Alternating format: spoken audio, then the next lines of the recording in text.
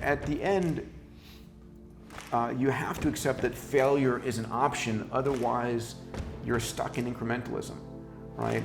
I teach this, and I say, listen, the day before something is truly a breakthrough, it's a crazy idea.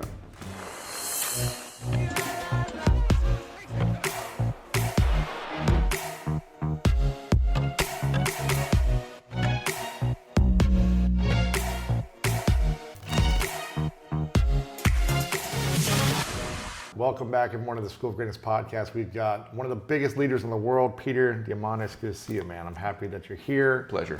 I've crossed paths with you for years and been in the same circles and know a lot of the same people. So I'm glad that we finally got you on here. And a lot of people have asked, when am I going to interview you? So I'm glad we finally had a time to Here I am. to make it happen, to talk about the future is faster than you think. And I love that you just mentioned about your mission, that we fear what we don't know. And there's such a big industry in safety of the future, right? Of bomb shelters and creating all these, I don't know, materials and resources for when bad things might happen. Yeah, we're living in a world that is fear-driven to a large extent, right? And there's a reason for this. As we were evolving millions of years ago, there were so many things that could kill us. And our brains evolved a part of the brain called the amygdala that looks and listens for all the dangers in your world. And this was evolutionarily beneficial, centuries and millennia ago, when we were under constant threat. And when you hear something negative, it puts you on red alert and you pay immediate attention, right? So you see like a rustle in the leaves and you think a tiger rather than the wind. You see a crack on the ground, you think snake rather than a stick. Because you have to think the worst case scenario to save your life. Save your life. It would save your life before. Now, what happens is our news media bombards us with negative news all the time, right? I laughingly call CNN the crisis news network or the constantly negative news network. I don't have a good version for Fox, but it is. We're living in a world where, listen, there are media companies whose mission it is to deliver your eyeballs to their advertisers. And if we pay 10 times more attention to negative news than positive news, that's what we're feeding. So I coach 360 CEOs every year at my abundance event right here in Beverly Hills and 5,000 entrepreneurs. And I'm saying, listen, at the end of the day, run the experiment, pick up the newspaper tomorrow and count the number of positive stories to negative stories, right? It's like maybe 10 to 1 negative to positive. One out of yeah. And it's not that it's not true. I'm not saying it's fake news. What I'm saying is that there's so much amazingly positive news, you just don't hear about it because good news networks don't succeed. And so we're bombarded by this negative news, and it changes our mindset, and it puts us in a state of fear. And fear is not a good place from which to live your life or make the world a better place. Can you be creative from a place of fear and terror? No, you're restrictive. You're scarcity minded. You're not creative and expansive, and you're looking to protect what you have versus create something new. And so a lot of my work at the XPRIZE, in Abundance 360, at Singularity University, in my books are around helping people see the world a different way, right? We're living arguably during one of the most extraordinary times in human history. Today, an individual is more powerful than presidents were a few decades back, more than the kings and the queens. We have access to more knowledge, energy, capital, computational power. People don't honestly know how powerful they are to make their dreams come true, to transform the world, to find a problem and solve a problem, right? So I'm with the entrepreneurs that I support. I say, listen, stop complaining and start solving. Go find a solution. Go find a solution, because the world's biggest problems are the world's biggest business opportunities. That's true. Right? And I teach this throughout my programs. Want to become a billionaire, help 1 billion people. Right? This beautiful convergence that we're so powerful and we can solve these problems. Not everything, but I think a good number of them. Yeah. Now, isn't every generation or decade going to be the best time in the world moving forward? Like in 50 years from now, we're going to say this is the greatest time in history because we have this technology, right? Right. So that's what my first book, my first collaboration with Stephen Kotler, a dear friend for both of us, was about, I wrote a book called Abundance, the Future is Better Than You Think, right? And it shows us that for all of human history, the world has been getting better. If you measure the world by access to food, water, shelter, healthcare, education, knowledge, information, entertainment, all of these factors. Of course, there are issues around the environment, there are issues around all kinds of things, but we forget how much life was about survival, right? Fundamental survival. And in the holiday season, we think about gratitude and Thanksgiving and all Giving of and abundance of gifts. There wasn't that. It was like I was, a millennia ago, it's like, can I live till tomorrow? Isn't that crazy? Right? Can I find food? My son or daughter are sick. What's going on? Can I get the right, medicine man to help me, figure this out? We worry about, oh man, it's like I got to cut the grass, or I've got to I don't have enough time to see my soap opera, or the stuff that we're worried about today. We finally have the chance to take a break, a vacation from survival, and now we can think at a much higher level of how do I want to contribute? How do I make the world a better place? Yeah. And that's an amazing place to be. Now, was there ever a time in history that was actually better, that they had abundance mindset? I don't know, I'm thinking of like the Egyptians and the pyramids, like we've never figured out how they did those things. Like, was there ever a period of time that was like, man, it was a glorious time?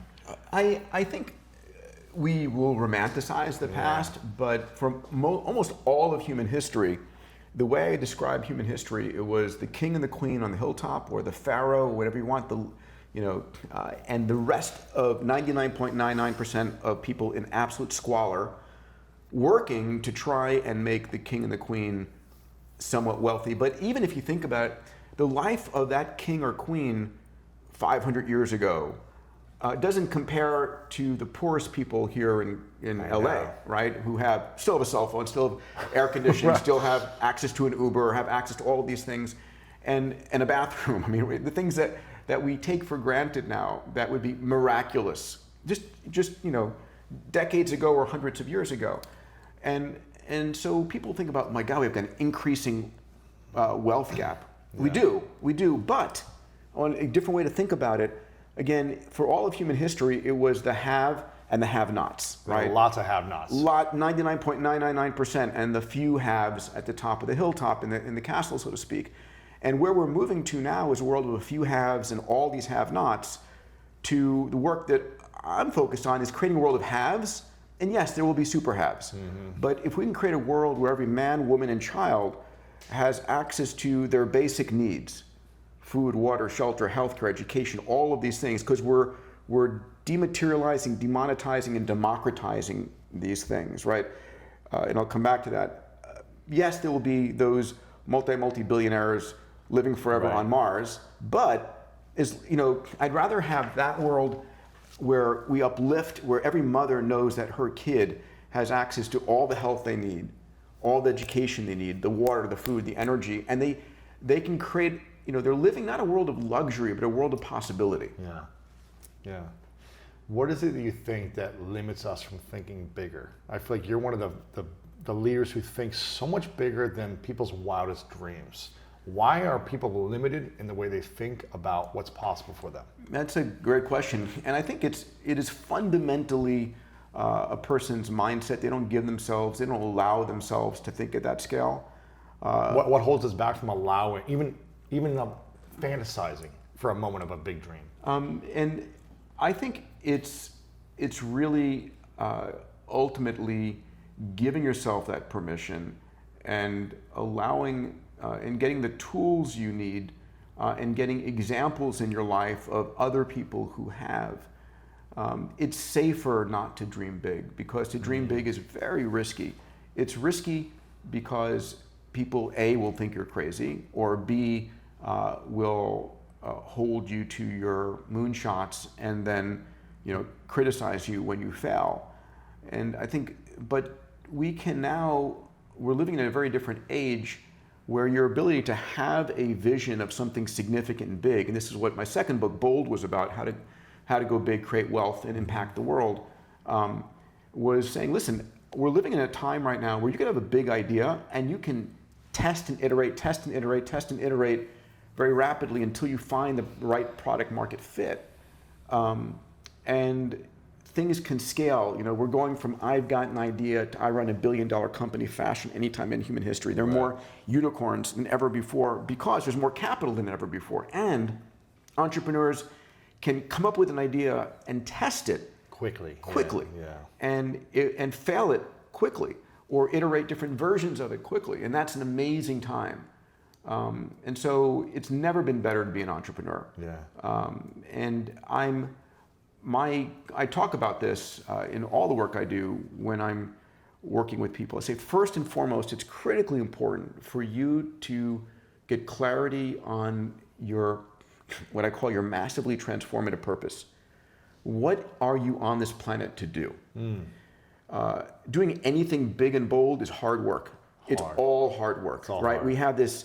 We get this incredible, fantasy of what it was like to be Jeff Bezos or be Elon Musk or be, Zuckerberg, all these guys. And the fact of the matter is, we think it's easy. We think it's like start at idea and go straight to $1 billion valuation, but it's not.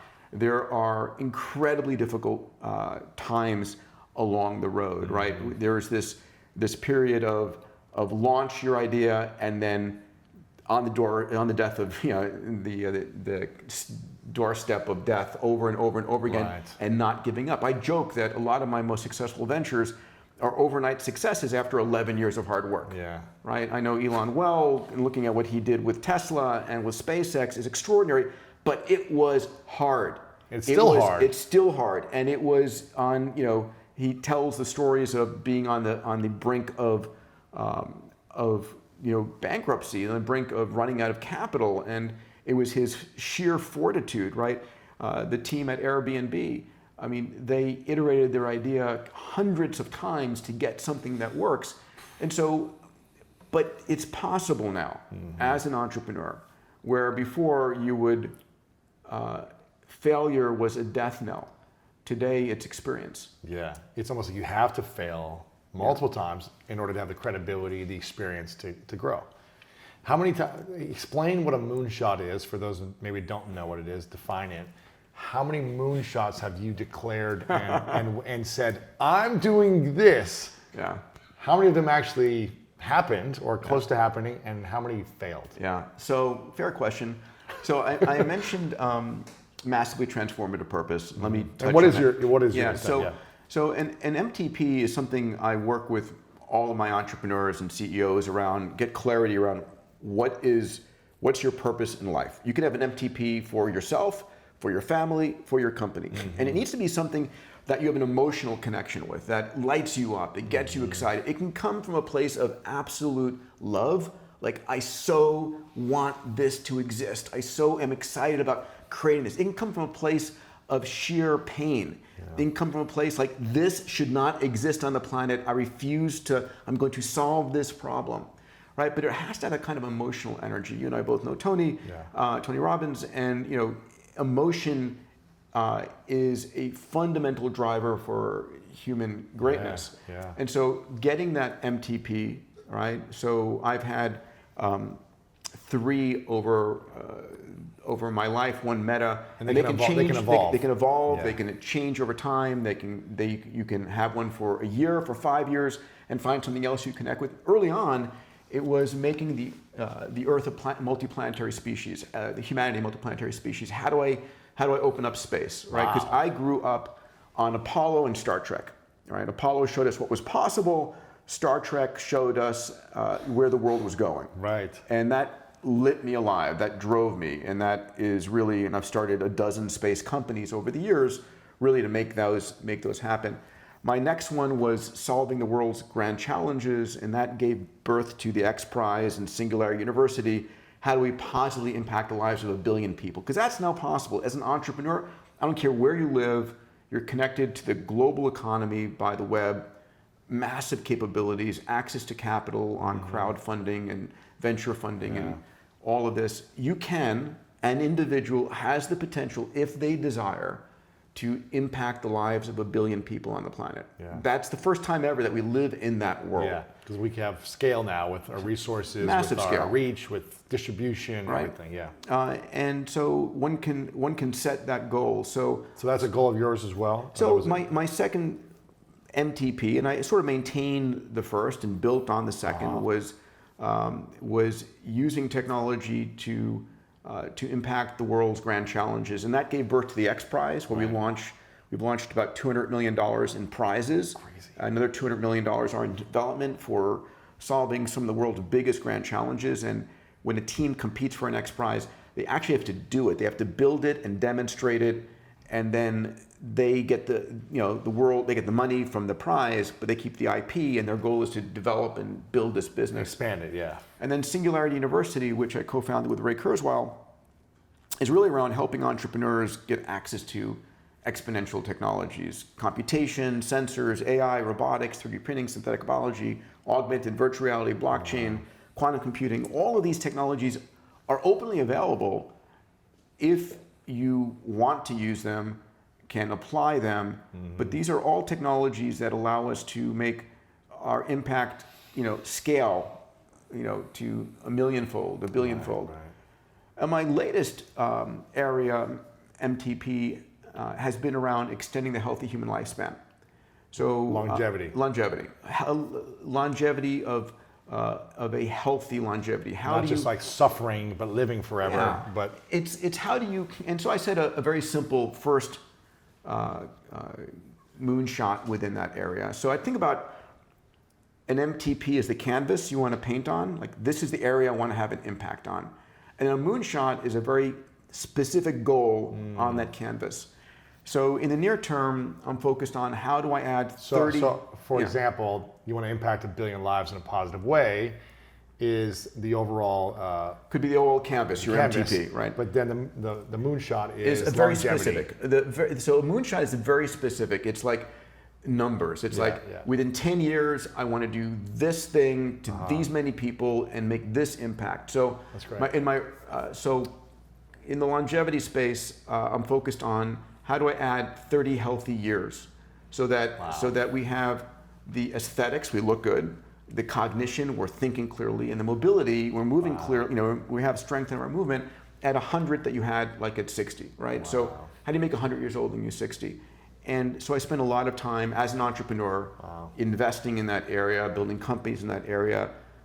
Tony Robbins and I are writing our next book called called Life Force, on that topic that'll come out in 2021. And because it's possible. The breakthroughs that are coming out right now that are in phase 1, phase 2, phase 3 clinical trials are extraordinary. Yeah. And I think we're really going to create a bump up in healthy lifespan. In lifespan. So it's really about health span, right? How do you remain healthy and vibrant? No one wants to live in a wheelchair, with depends. What do you think that we could get to with the technology and resources we have right now? What can someone who's alive right now get to? Yeah, I think that what's coming, a healthy. Yeah, I think this decade, right, 2020 through 2030, that we're going to see a minimum of a 10-year addition to our lifespan. I think we can probably get 20, and I'm shooting for 30. Wow. But here's what's so important for people to realize, that we're living in a period of rapid exponential growth, where all of these technologies are doubling in power every 18 to 24 months.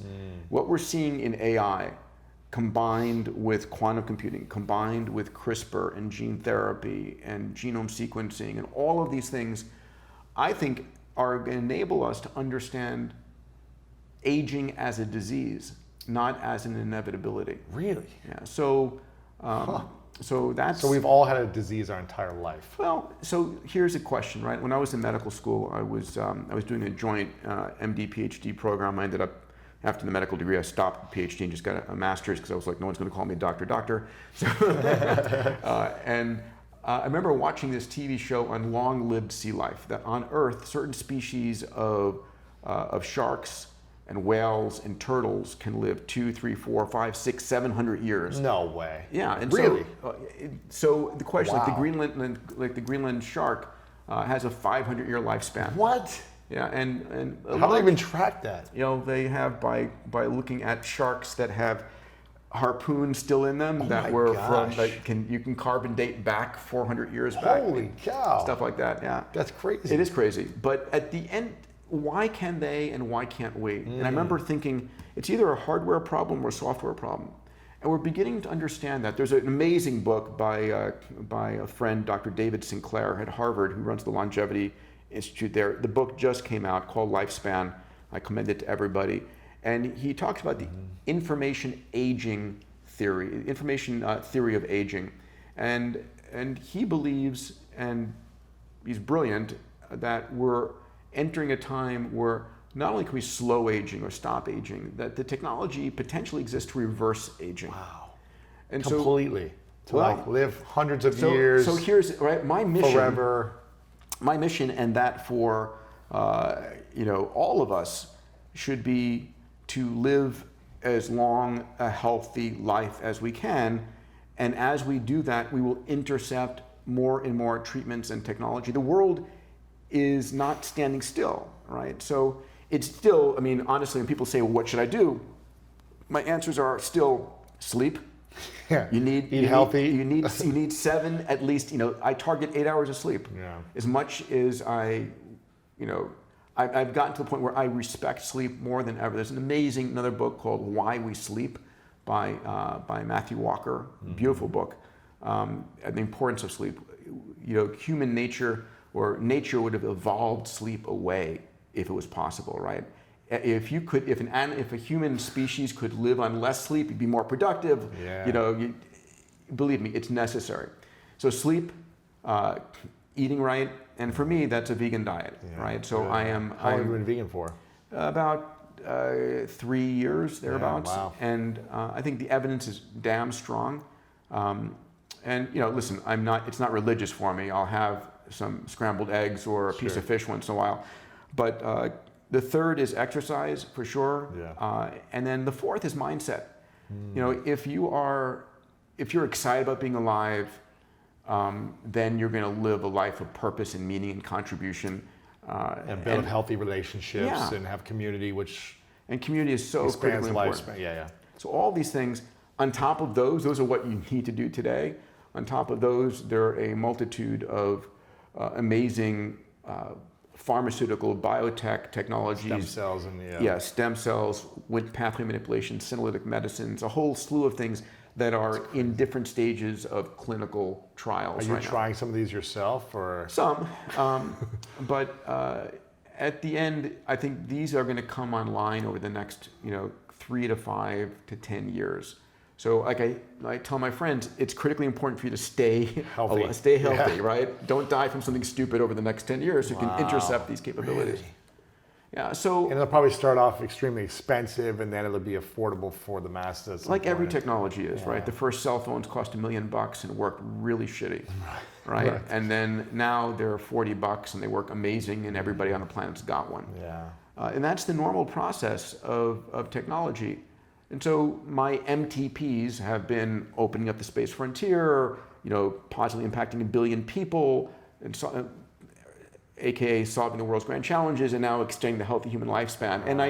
And those become sort of what I think about, what I'm passionate about, and where I start my companies, make my investments, and where I write about. And a lot of those are in my next book, The Future is Faster Than You Think, because that's what I pay attention to. I spend my world and my life tracking the amazing tech developments and what do those mean across every industry? What do those mean for us as parents, as entrepreneurs, as humans? And how does one start to, because a lot of people will come to me and say, how do I discover my passion? How do I know what my mission is? What's the process? You said there's something from a pain or something from a love. But So is there, I'll give is you there my a creative process for people to do that, whether they've had it once and now they lost their mission, they're looking for something new? So I've got a community called my Abundance Digital Community. It's a community of entrepreneurs that I coach every day, every week. And so I work with them on finding their MTP. Yeah. And some of the tricks is to say, listen, what did you want to do when you were a kid? Yeah. before the world, your teachers, your Reality. parents told you couldn't do. Because you can make a career out of anything. And what do you bring this childlike amazement to the world, right? So you're like on fire, you're a kid, I love this, right? It's like I love my life, I truly do, in so many different dimensions because I'm playing all the time, right? So that's the first thing I'll chat with my entrepreneurs around. The second thing is, if I were to give you $1 billion and said, listen, I want you to make the world a better place. You've got $1 billion to spend. You can't spend it on yourself, nothing frivolous, make the world a better place. What would you do with it? And you can educate, you can help, different groups around the world, you can make people healthier, you can stop poaching, whatever it is, right? What areas light you up? And third, who do you want to be a hero to?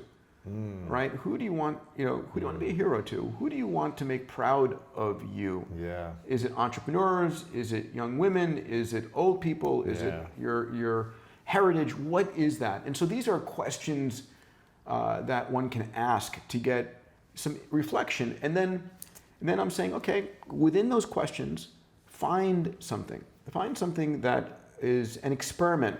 Write down a massively transformative purpose, right? So my overall MTP that I will say to myself every day in the shower, every morning, or in 2 or 3 times a day, right? I will say, listen, I see, hear, feel, and know that the purpose of my life is to inspire and guide the transformation of humanity on and off the earth, right? So I am about inspiring people, I like that, and guiding people. Wow. We're going to create a transformation of the human race, where we are in the midst of this massive transformation as exponential technologies are accelerating. And we're going to be creating this transformation on and off the earth. And my mission is inspiring and guiding entrepreneurs to make the world a better place, right? I think entrepreneurs, leaders are all about finding and solving problems. And the more entrepreneurs finding problems, solving problems, the more problems get solved, the world gets better. So find an MTP statement that you can write down, memorize, inspire and guide the transformation of humanity on and off the earth. The off the earth plays to the 9-year-old kid in me, right? Because that's your dream. That's my dream. And so inspiring and guiding is what I love to do on the stage, in the world, wherever it might be. And then try out your MTP, share it with your husband, wife, boyfriend, girlfriend, kids, whatever it is, to the people that you're most embarrassed to share it with, and see how it feels in your heart, right? You have to be able to say it proudly, consistently, without reservation, and because it then becomes guiding you as to where you go, what you do or don't do. It becomes a clear, bright line about this is inside of it, this is not. Anyway, that's wow. Have you ever doubted yourself? Of course. I think. And when do you have those moments of doubt? So I am. The bigger you go, the greater your moonshots, the more the doubt mounts, and at the end, you have to accept that failure is an option. Otherwise, you're stuck in incrementalism, right? I teach this, and I say, listen, the day before something is truly a breakthrough, it's a crazy idea, right? So if you're trying to create something and it's not a crazy idea for most everybody else, it's not going to be a breakthrough. It'll be an expected small incremental improvement. Like if people say, yeah, sure, of course. You can increase your sales by 10% or 20%. I think you can work harder. You can do the right thing. But if I said, listen, I'm going to 10x I'm going to go increase by 1,000%, or I'm going to create something, it's like that's a crazy notion. And in order for you to really drive a breakthrough, you have to be willing to step over the line into crazy and not know how you're going to get there. Wow. Right? How do we figure out the knowing? So I think ultimately you have to get to a point of, is it impossible? Meaning, am I disobeying the laws of physics here, right? Right. Is there some evidence to show that this is possible. It doesn't have to be direct evidence, but someone else in a different area has done something of the same scale, or there's some analogy, right? There's something to say that this is possible. I don't know how to get there. I'm not 100% sure I can, but the fact that these things have done something similar gives me the belief that I can. There's a fundamental belief, and now I just have to figure it out, right? So in Bold, I tell the stories for Richard Branson and Larry Page and Elon Musk and Jeff Bezos, and look at sort of billionaire thinking at scale. And it's from a fundamental perspective. Each of them have their own leap of faith, right? And it's kind of crazy, and yet you create the future, right? I have a whole set of Peter's laws, and one of them is the best way to predict the future is create it yourself, right? And we create the future all the time, but it's hard. It's really hard. It's friggin' hard. Everyone's against you, except for maybe a few people, right? And it's like, and the chances of success are potentially low. And so how do you, it has to be something you're sufficiently willing to pursue. The energy has to be there, right? So a few of my ventures, like Zero Gravity Corporation, which we used parabolic flights to fly Stephen Hawking and so many people, and the XPRIZE Foundation. I mean, they were decadal-long problems, and the companies crashed and burned, dozens of times. There were hundreds of no's. Yeah. Wow.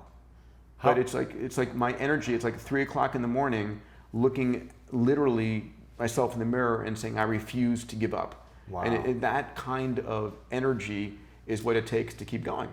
How do you not doubt yourself for the next big moonshot then?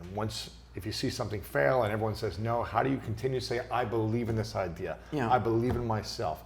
This is, possible. It has to be, ultimately, fundamentally, it has to come from your heart and your soul. It has to be something that it's worth risking yourself on. Yeah. Right? And by the way, ultimately, it's also, we don't start way up here. You don't go from A to Z. It's like, your first 10x can be from A to B. My first, and then B to C and C to D, and the more successes you have, this is the life of an entrepreneur, right? And when I teach entrepreneurs about raising capital or starting companies and so forth, it is call your shot of something you're going to do. Mm-hmm. Have people watch you make that happen, and then they'll invest in you to take your next shot and your next shot and your next shot. So, I write about this in Bold, where I created a space university. I created a university when I was about 28 years old, which is now a beautiful multi-$100 million university in Strasbourg, France, that teaches all the top space leaders around the planet. And it was my first step was I held a conference to study the idea of it. Mm-hmm. Found my co-founders. The next step was we held a summer program. We borrowed the campus of MIT. The next step was we repeated that, and finally we held an international global competition for a campus in Strasbourg, France. Won that competition. Wow. Anyway, it was just so it was a process over a decade. And that's okay, especially as our lives get longer. We've got more time, and sometimes the impossible are going to take longer than a few years to reaching this big moonshot. It's going to take potentially decades, maybe not as long, but it's going to take time, right? And if you love what you're doing, if this is truly your massively transformative purpose, you will learn and you will grow, and even if you fail, you will have an amazing time. And you've loved it. You've loved it. You love the experience, the people you got to meet, the things you got to learn. Yeah. Huh. So when you face doubt, what do you say to yourself to help you get back on track, to be confident and I think I go back to the fundamentals of why this is important to me. I connect with the emotional energy. It's like I'm so lucky to be working on this, right? This is the kid inside me. This is possible. There is someone out there in the world who will capitalize this or who will provide that technology. and I think ultimately it is, if I can't survive that doubt, then maybe this is not the right thing for me to be doing. And if the energy isn't there, then I need to reevaluate if this is the thing for me. Right, your vision and what, you said you have 2 boys, right? 2 eight-year-old boys. They're fraternal twins, yes. Did anything shift in you? Because I don't have any kids. Yeah. I've got an amazing relationship, but don't have any kids yet. Yeah. Did anything shift in you in your either thinking process of, I need to think bigger when your 2 boys were born, or I need to be a little more cautious. I need to play a little bit, maybe the moonshot can be like I don't know. I think atmosphere shot. I had the cloud shot. Cloud shot. Yeah. So I had the boys later in my life, so I had gotten some of the sort of the fundamentals. I mean, listen, I respect. You the made fact, money. You were safe. You had I credibility. built a little bit of credibility and had some capital and so forth.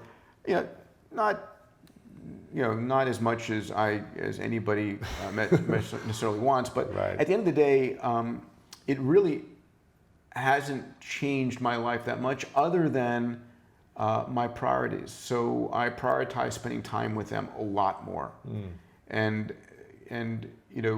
I can do that given where I am in life right now, where I'm calling the shots in my companies, and when I start my day and end my day is up to me and not somebody else. Right. But and so I love seeing the world through their eyes, and I think about the world through their eyes, right? So, they're 8 years old, and I just spent, the last year and a half working on this book, The Future is Faster Than You Think, looking at the next decade and the next 50 years, but focusing on the next decade in the fields of reinventing education, transportation, entertainment, healthcare, finance, food, real estate, energy, all of these fields. And they're going to live a very different life. And I don't think people realize how fast the world is changing. We humans don't like change. We like to wake up in the morning and know that the world is the same as it was the night before. But the world is changing faster. In fact, I've got an entire chapter in the book called The Acceleration of the Acceleration. Wow. That the rate at which technology is accelerating is itself accelerating. And we're heading towards a world where things are going to change at a blinding speed. And because when did the iPhone even come out? The first 12 years one? ago. 12 years ago. Right. And 2007. 2007. And look what we've done in 12 years. Yeah, and it's incredible where the tech has gone. And so some of the stuff that's going to be happening in that same time frame looking forward, I write a lot about AI, hopefully in a way that people can understand, appreciate, easy to really apply to their lives. But Ray Kurzweil's prediction is that within a decade, by 2029, we're going to have human-level AI. So what happens when everything in our world is smart? Everything in the world is smart. The kids' toys, the kitchen, you're talking. We have a version of Alexa and Google Home and Apple HomePod and all of these things, which are the earliest days. But very soon, the world's going to become automatic and magical, where you walk in and the world is adapting itself to you. They're having conversations with you. Yeah, they're asking you questions. We're all going to have a version of Jarvis. Remember Jarvis from Iron Man?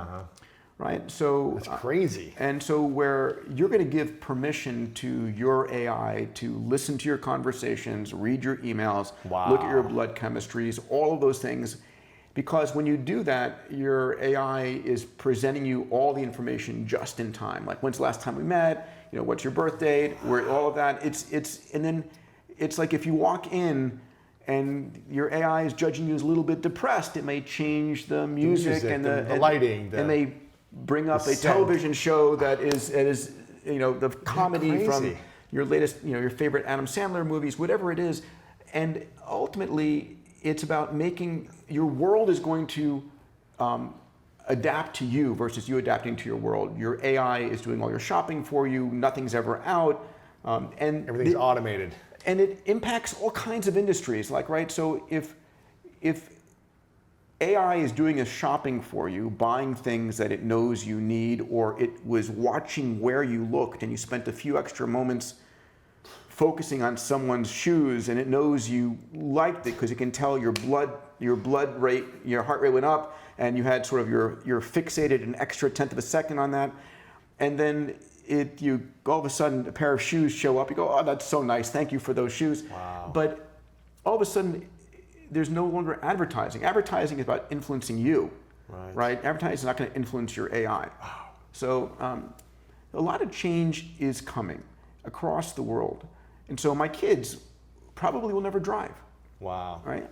They're going to be living in a world where autonomous cars are de facto for them. They're going to hop in the car and take me to Billy's house, and it takes you off, and that car is safer than any human driver. And we're living in a world in which energy is ubiquitous and basically abundant, available, water, food, energy. This is the way it's going. We forget how fast the world has changed, right? The fact that today you can know anything you want, right? I mean, you just Hey Siri. Hey Siri, exactly. Tell me this. Right? You can talk to anybody. You can download and watch a movie running through the airport. We forget how amazing the world is, right? It's magical today. It's magic. Yeah, and it's just getting more and more. I moved a year and a half ago. I remember moving my old one house to another house.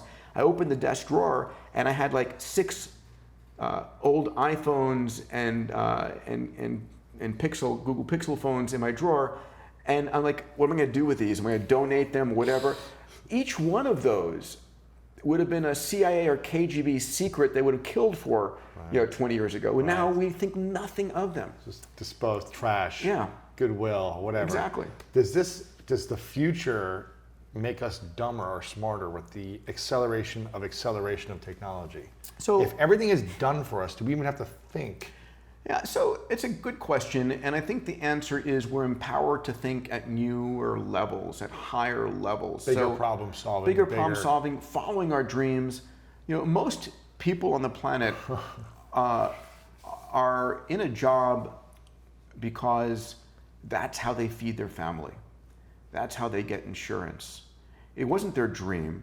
They didn't grow up wanting to dig ditches or stock boxes or clean bathrooms, whatever the case might be. It was what was available for them to get food on the table or get insurance. And imagine a world in which everyone can educate to whatever level they want, where we separate working for income from working for pleasure, desire, contribution. I also think one of the things I talk about extensively in the book is a world in which we're going to head to a point where you can know anything you want, anytime you want, anywhere you want. Let me double click on this. So by 2020, by the end of next year, we're going to have 20 billion connected devices, right? My Apple Watch, my Oura Ring, I've got little embedded RFID chip over here, my phone, all these things are connected. And we're also going to head to a world of 1 trillion sensors. Right, so there's sensors everywhere. In this room alone, TV, the lights, the cameras, all these cameras. We've got probably 100 sensors, if not a couple hundred sensors within a few meters of us right here. Wow. But it goes a step further. We're heading towards a world by 2030 of 100 trillion sensors, where everything is being measured all the time. Everything is being seen. A single autonomous car going down the road has got is taking in gigabits of data, right? It's thousands of sensors on it. It's seeing everything. That's one autonomous car. Thousands of autonomous cars are seeing everything. Our forward-looking, augmented reality glasses that we're going to be wearing, drones and satellites. So we're heading towards a world where you can ask a crazy question like, "Hey, what's the average color of a man's blouse on Madison Avenue today?" Oh my gosh. And know that answer in a moment. And then you can go on to say, was there any kind of an advertising campaign that correlates with that particular dress or blouse or suit, whatever it is? And so we're heading towards a future in which it's more important to ask great questions than what you know. And so when I drop my kids off at school, I say to them, and they will roll their eyes at me now because of this, but they'll say, ask great questions today. And what questions did you ask? Right? And I talk to CEOs and entrepreneurs and I say, listen, it's the questions you ask, not what you know. So why didn't, Avis and Hertz ask the questions that would have led to Uber or Lyft, right? Why didn't Intercontinental and Hyatt and Hilton say, how do we double the number of rooms we have without spending any dollars on CapEx, right? So learning to ask crazy questions creates incredible opportunities. So for my 8-year-olds, I think we're going back to that root of the question. I think about the amazing world they're living into, that all of these things are changing, that less important what they learn, but they learn how to learn, that they learn to be empathic individuals, that they learn how to tell great stories, that they learn how to connect with their emotions, that they learn how to ask great questions. It's not how you find the least common denominator, right? I mean, here's a question for you. This might be weird, but this might be weird. But if you're able to semi-predict the future of longevity, and there are potential parents listening who wanted to have kids, and you said, you know what, if you just waited an extra this many years, your kid would actually live 50 years longer or something longer. If you actually waited for them to actually be born, they would have a greater chance of living 30 years longer or 10 years longer. Is this the conversation with your girlfriend? No, I'm just curious. I'm just having, you said, ask different questions. So I'll give you, should we wait 5 years? I'll give you that. So right now, I think kids born today potentially have an indefinite lifespan. Today, gotcha. Yeah, I don't think, we're seeing incredible forward progress. Wow. Anybody who is pregnant or plans to be pregnant in the near term, I have one piece of advice, which is you should bank your child's placenta. So don't give it away to the hospital and let them sell it to some stem cell guy in Panama. So in all seriousness, right? So I banked my kid's placenta, and full disclosure, one of my companies I co-founded is a company called Singularity, and it has a division called Life Bank USA. And it is in the business of banking placentas. Right. Now, up until now, what has happened is people have known about cord blood, where you save the blood from the umbilical cord. And that is useful from the perspective of, knock on wood or any other tradition you want, your child should have a lymphoma, hematological cancer of some type. That cord blood contains the original stem cells from your bone marrow, and what you can do is you can irradiate the child, wipe out their bone marrow, and then give back their stem cells to repopulate their bone marrow and get rid of the cancer. And so this is viable, and people bank cord blood for the first 18 years of the kids, and it saved thousands of kids' lives. Wow. But there's another step before that. I think of the placenta as the 3D printer that manufactures the baby, right? The placenta is the organ that supplies all the cells to create all of the tissues and organs that make your baby.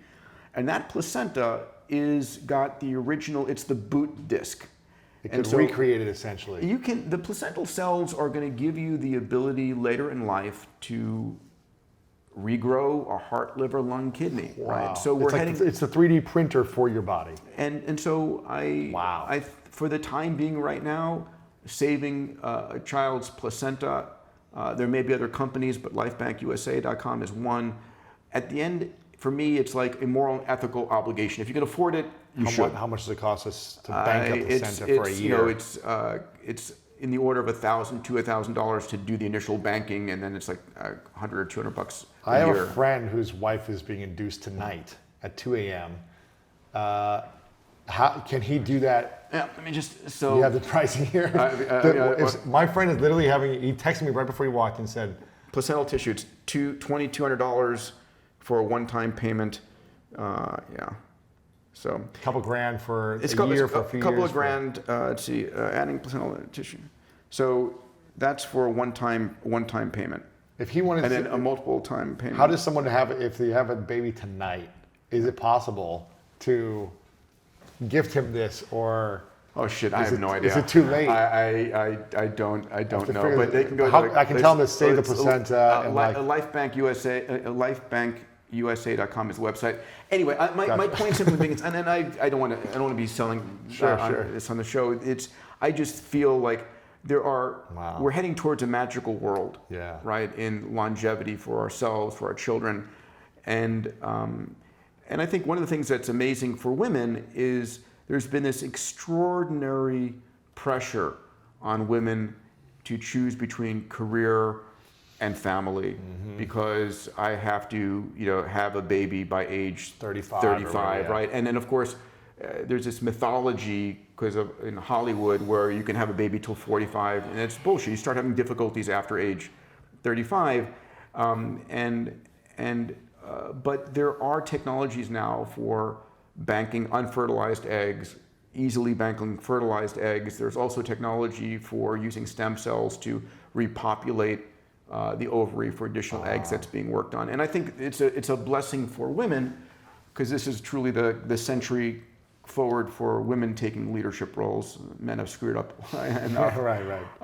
But to empower them to build a career, create their desires, and have a family without having to sacrifice health. Right. Yeah.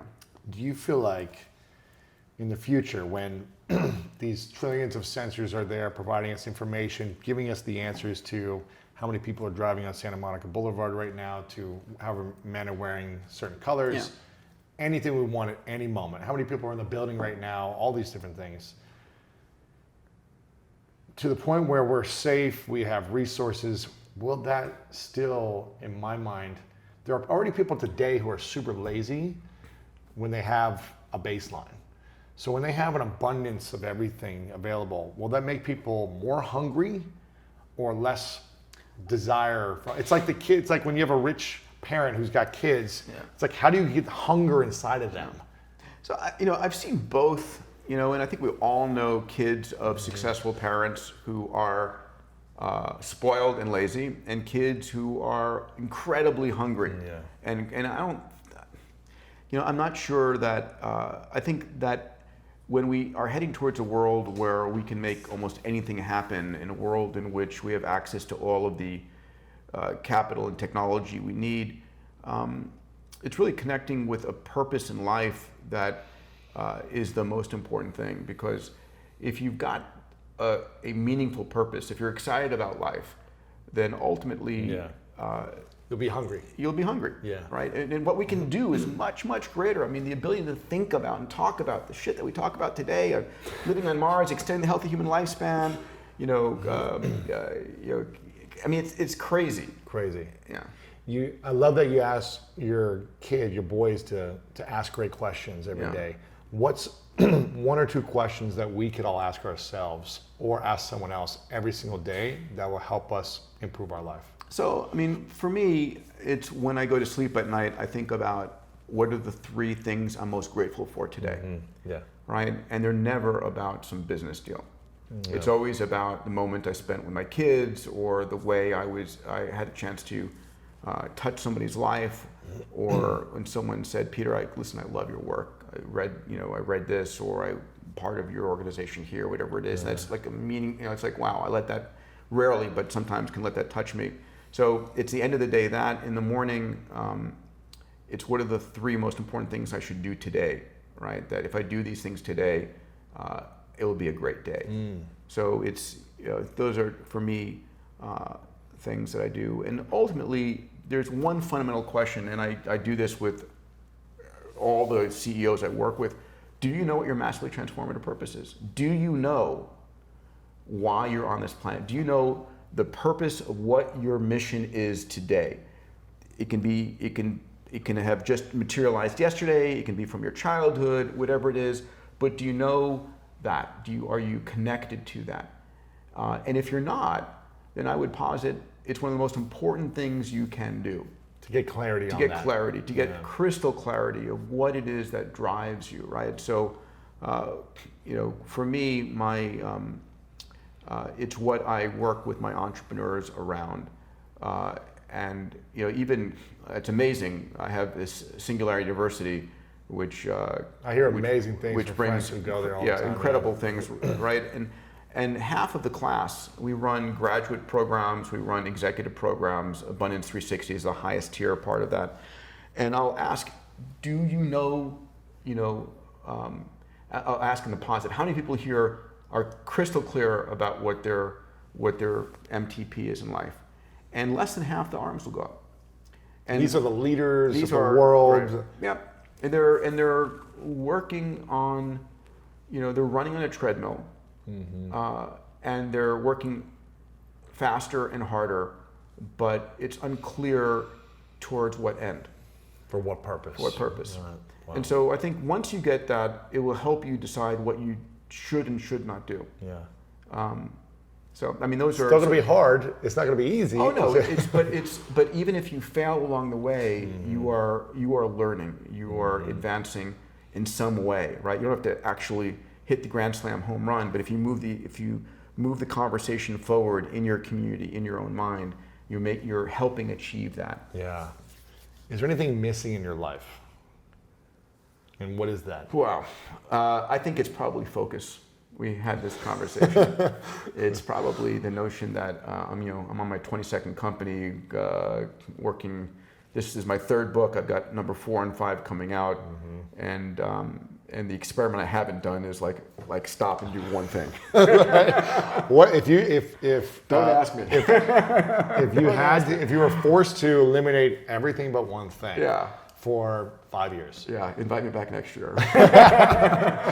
You got too many CEOs you're working with in companies you run, so you couldn't make a decision of what you would focus on. It is tough. It is hard for me. I love what I do so much, and I love the art.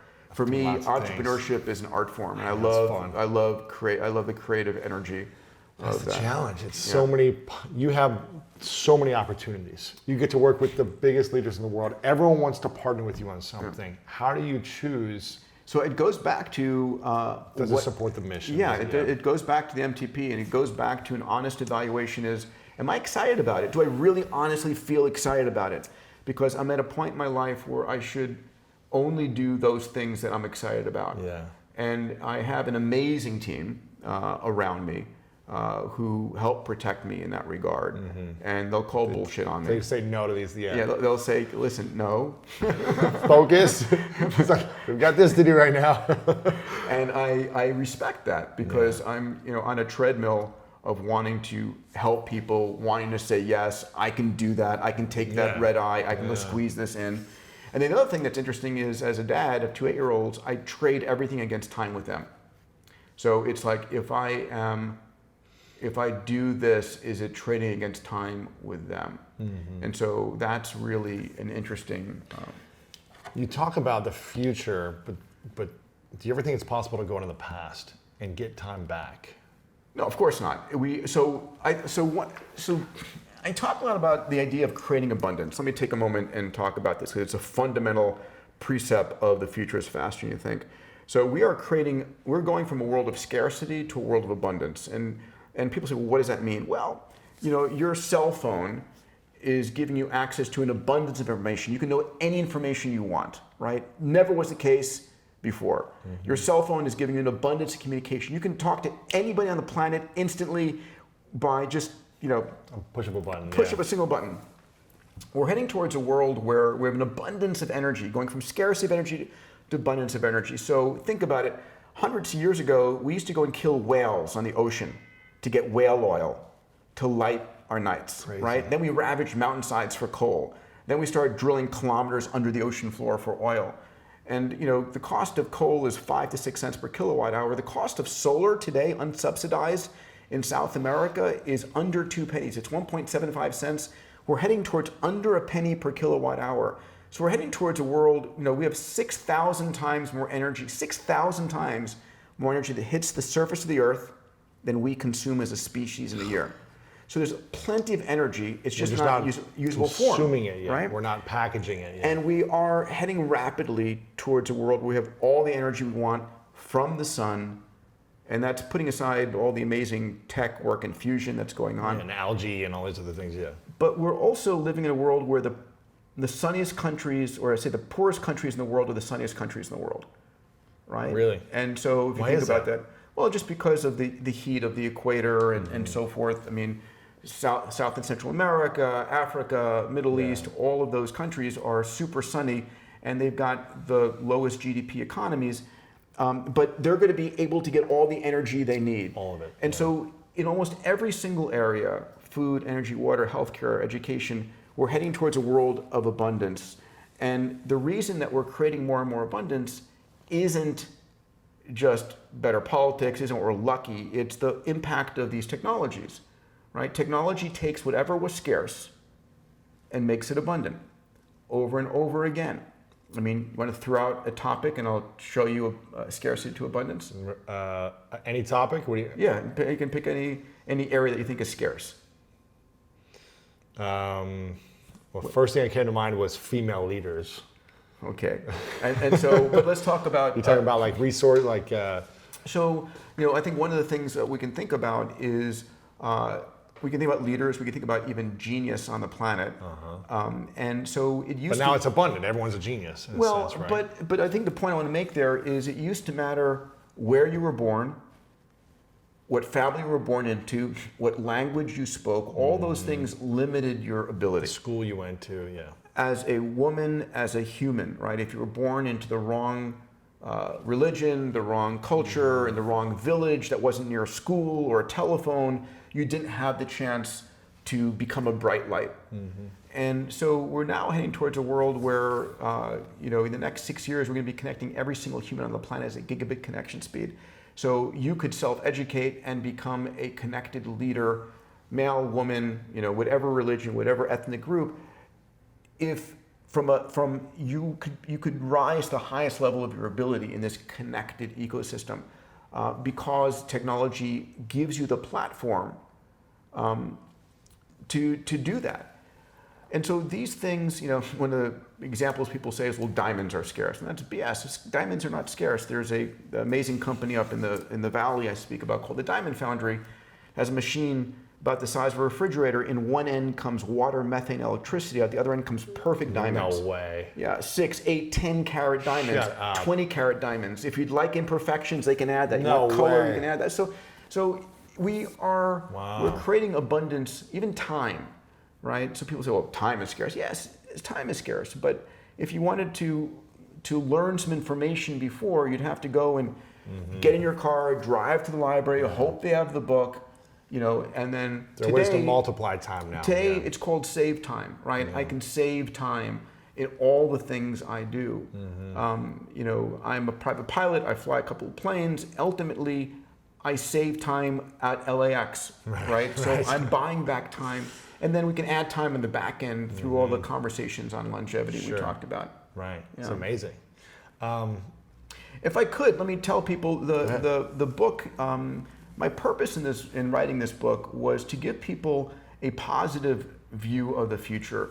People fear what they don't understand. Right. And in this book, we look at all the exponential technologies, we look at new business models, and we look at how the world's going to be changing over the next 20 years. We look at transportation, education, healthcare, entertainment, advertising, insurance, finance, technology, food, all of these areas. And with the purpose of saying, listen, this is what the business models have been. This is where the world is going. Massive opportunities, right? We're going to create more wealth in the next 10 years than we have in the entire past century. So we're also going to transform every single industry.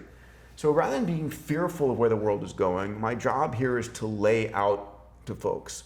The book's coming out at the end of January 28th. If folks are interested in the book, we have an incredible advanced campaign here. People go to futurefasterbook.com. We've got $800 worth of giveaways and benefits. So if you order a copy of the book, for example, you'll get a digital copy of Abundance and Bold, my first 2 books in addition. Okay. Right? And then there's a whole bunch of other things on top of that. if you order more than one. But what's the link again? It's futurefasterbook.com. Cool. And ultimately, my goal is help. People fear what they don't understand. People fear as things are changing faster and faster. I want folks to realize, don't be fearful. Feel empowered. Yeah. Feel blessed to be alive. Feel the power you have to solve the problems you care about for your kids, for your family, for your species, whatever it might be. Yeah. Get excited. Get excited. Yeah, it's an amazing time. I've got a few final questions for you. With all the opportunities and the technology and the acceleration happening, what's the single most important skill we should all be developing? Is it learn the power of storytelling, learn how to dream bigger, learn Spanish? I mean, what's the skill that you think everyone did? I think it's hard for me to pick one ever on anything. a couple. That. So I do think, understanding what drives you, understanding your passion. Because when you understand your passion, it allows you to focus. If you know what you love, what your purpose is, you see the world differently. If I said there's a fire and you look around the room, you see a fire extinguisher, it has very different meaning for you, right? So if you're clear about your passion, when you are encountering people, having conversations and so forth, you can pull from them or learn from situations stuff that feeds your passion, and you'll self-educate. So that's one thing. Learning the skill of asking great questions is really important. I think ultimately it's constant self-education. People forget that advanced education, college and graduate school and so forth, isn't one and done. So 100 years ago, the average male would live into the late 30s. Really? 38, 39, 40. Yeah, that was average age for a man. And so you would go to school, you'd graduate at age 22, and whatever you learned had to last you 18 years. Wow. And things didn't move very quickly then. Women fared better, they lived longer, but ultimately you would have an 18-year run rate, and today, a few years after you graduate, whatever you've learned is out of practice, and it's accelerating. So we have to create a practice of constant self-education. And so whether it's listening to a podcast like this, or whether it's reading, or whether it's Google News alerts, so I've done something in my life, which is I have turned off the news. I honestly... it's toxic. It's toxic, right? I mean, I don't need to hear more about impeachment proceedings, politics, all of this. At the end, if it's entertainment for you, that's one thing. But people will spend hours consuming the news. Living in fear, worrying, stressing. It drives, your mindset is your most valuable asset. Your mindset matters more than anything else. And so if you have a positive mindset about the world, people want to work with you, they want to be with you, you see opportunities. If you've got a scarcity negative mindset, I mean, it's debilitating. Yeah. And so I don't want some editor of a newspaper or TV, radio show to tell me what they think is important. It's like, no, thank you. I will learn the things that are relevant to me. If there's something that is significant to myself, my family, my social network, the news will come to me. It's not like I'm in danger of not knowing what's going on in the world, but I'll take that extra time and I'll learn. Right. Someone asked me this question last night, and this was one of the last 3 questions I have. So I'm curious your response. He said, if I've got an envelope that has the date that you're going to die, at one point you're going to have to be gone. Yeah. Let's just hypothetically say, right? Yeah. Even though you don't believe it, you'd extend it forever. Right. But let's just say it's 500 years, it's 5 years, whatever. Yeah. And you could choose to open it and know the exact date and time. Yeah. Would you open it? No. And why not? Not at all. Because I want to live life driven by different elements and not driven by a fear of death. But wouldn't it inspire you to say, okay, well, let me focus my energy and attention on, with the time that I have left? I think so. I just feel ultimately that it's not something that I would want to do. Got it. Okay. Now, so let's imagine that Let's imagine it is your last. Though there is, I just put out a blog. I put out a blog every 2 blogs a week. And I just put out a blog about Martine Rothblatt today, who's an amazing woman. She'll be speaking at my Abundance 360 CEO Summit this year. And I opened the blog and I said, your daughter, and this is a true story for her, your daughter has just been told, you've just learned your daughter has 5 years to live, which is a disease. Wow. What do you do? A, do you try and make those 5 years the most comfortable, loving, or B, do you go heads down and cure the disease? Wow. Right? And so Martine did the curing approach, did the latter, and actually with no biology background, she was a lawyer in the telecom business, went and found a cure to her daughter's disease. No way. And ended up building a $4 billion pharmaceutical company towards that. But did she cure her daughter? Yeah, she cured her daughter. Way. Yeah, absolutely. Wow. And it's extraordinary. So this is, the mindset. If I was told, I can tell you when you're likely to die and what you're likely to die from, and you have a chance of curing it, solving it, then I'm all in. Then I'm like, open the goddamn envelope, and I'm gonna pummel the situation into submission, right? Sure. Because that's the world we're living in today, where if you know a problem, you can ultimately solve it. That's it. Okay.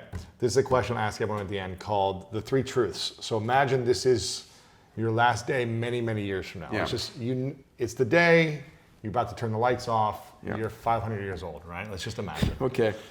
And you have created every piece of content. You've achieved every moonshot. You've written every book you can imagine. You've said it all. You've lived all your dreams.